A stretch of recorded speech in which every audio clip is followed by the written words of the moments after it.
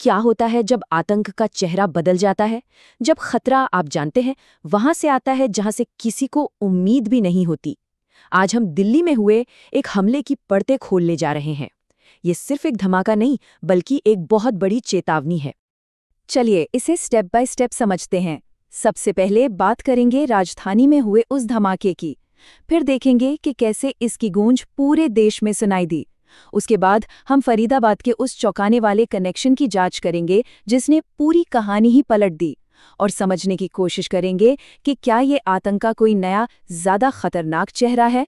और आखिर में हम उस छिपे हुए शहरी नेटवर्क को देखेंगे जो हमारे आपके बीच ही काम कर रहा है। तो बात है सोमवार की एक आम शाम की। दिल्ली अपनी रफ्तार से चल रही थी और फिर अचानक एक ही पल में सब कुछ थम सा गया।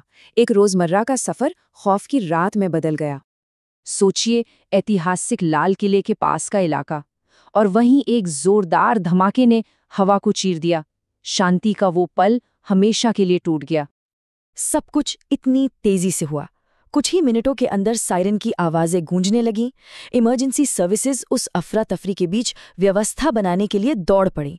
हर कोई जैसे समय के खिलाफ एक दौड़ लगा रहा था। और फिर वो खबर आई जिसने सबका दिल दहला दिया। इस बेरहम हमले में 8 जिंदगियां हमेशा के लिए खत्म हो गई।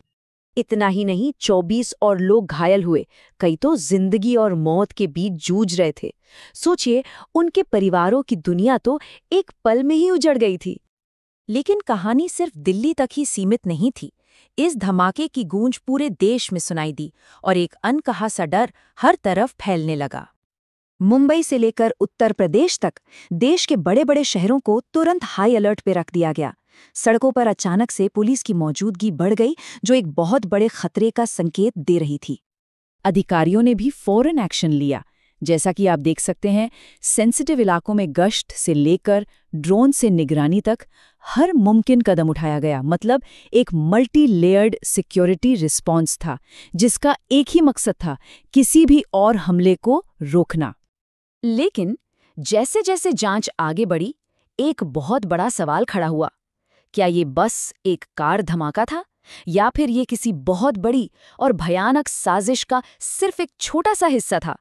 और बहुत जल्द जांचकर्ताओं को एक ऐसा सुराग मिला जिसने सब कुछ बदल कर रख दिया। इस कहानी में एक जबरदस्त मोड़ तब आया जब दिल्ली से कुछ ही दूर फरीदाबाद में एक पुलिस कार्रवाई ने इस धमाके से एक भयानक कनेक्शन का खुलासा किया। हुआ ये कि दिल्ली में धमाके से कुछ घंटे पहले ही पास के फरीदाबाद में पुलिस ने एक गोदाम पर छापा मारा था, और उन्हें वहां जो मिला उसने सबके होश उड़ा दिए। ये कोई इत्तेफाक नहीं हो सकता था, बिल्कुल नहीं। जरा सोचिए, ये सिर्फ कुछ हथियार नहीं थे, ये एक पूरा का पूरा शस्त्रागार था। 350 किलो विस्फोटक, AK-47 राइफलें, सैकड़ों कारतूस। मतलब ये किसी शहर पर एक छोटी मोटी जंग छेड़ने के लिए काफी था। लेकिन जो सबसे ज्यादा चौंकाने वाली बात थी वो ये कि इस मामले में जो लोग पकड़े गए वे कोई आम अपराधी नहीं थे। वे थे 2 पढ़े लिखे डॉक्टर, समाज के सम्मानित पेशेवर। और यह गिरफ्तारी हमें एक बहुत ही परेशान करने वाले सवाल की ओर ले जाती है। ये आधुनिक समाज के भीतर एक नए और बढ़ते हुए खतरे की तरफ इशारा करती है। सुरक्षा एजेंसियां आजकल एक नए और खतरनाक ट्रेंड को लेकर बहुत ज्यादा चिंतित हैं। शिक्षित आतंकवादी। ये वो लोग हैं जो अपनी पढ़ाई और अपने हुनर का इस्तेमाल जिंदगियां बचाने के लिए नहीं बल्कि तबाह करने के लिए करते हैं। आतंकवादी का प्रोफाइल अब पूरी तरह से बदल रहा है। पहले लगता था कि वे अशिक्षित या समाज से कटे हुए लोग होते हैं, लेकिन अब जैसा कि ये टेबल दिखाती है, वे हमारे बीच ही छिपे हैं, टेक्नोलॉजी का इस्तेमाल कर रहे हैं और उन्हें पहचानना लगभग नामुमकिन है। जैसा कि एक सीनियर सिक्योरिटी ऑफिशियल ने कहा, लैपटॉप का इस्तेमाल करने वाले आतंकवादी अब बंदूक चलाने वालों से ज्यादा खतरनाक हैं। ये एक ऐसी चेतावनी है जिसे हम बिल्कुल भी नजरअंदाज नहीं कर सकते। ये जांच एक और बात बताती है कि ये आतंकी नेटवर्क अब काम करने के लिए कैसी जगह चुन रही हैं, और इसमें एक बहुत बड़ा स्ट्रेटेजिक बदलाव आया है। ये लोग स्लीपर सेल की तरह काम करते हैं। मतलब वे एक आम जिंदगी जीते हैं, हमारे पड़ोसियों और सहकर्मियों की तरह। वे तब तक बिल्कुल शांत रहते हैं जब तक उन्हें हमले का ऑर्डर नहीं मिलता। और सच कहूं तो यही बात उन्हें सबसे ज्यादा खतरनाक बनाती है। एक्सपर्ट्स का मानना है कि फरीदाबाद, पुणे और सूरत जैसे हलचल भरे इंडस्ट्रियल शहर इन नेटवर्कों के लिए छिपने की सबसे अच्छी जगह बन गए हैं।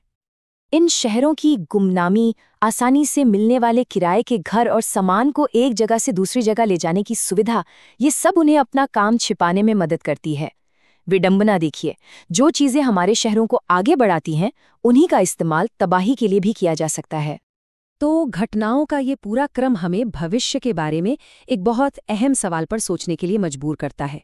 जैसे जैसे आतंकवाद का स्वरूप बदल रहा है, क्या हम उससे लड़ने के लिए तैयार हैं? ये एक ऐसा सवाल है जिसका जवाब हम सभी को मिलकर